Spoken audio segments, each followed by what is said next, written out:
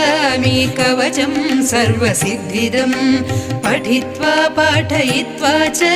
नरो मुच्येत सङ्कटात् शृणु देवी प्रवक्ष्यामि कवचं सर्वसिद्धिदं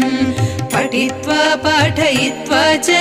नरो मुच्येत सङ्कटात्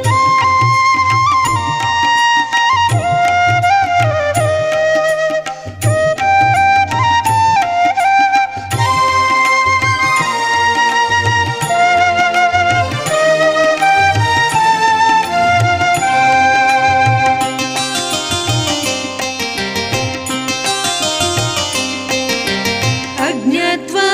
कवचं देवी दुर्गा मन्त्रं च यो जपेत् नाप्नोति फलं तस्य परं च नरकं व्रजेत् अज्ञात्वा कवचं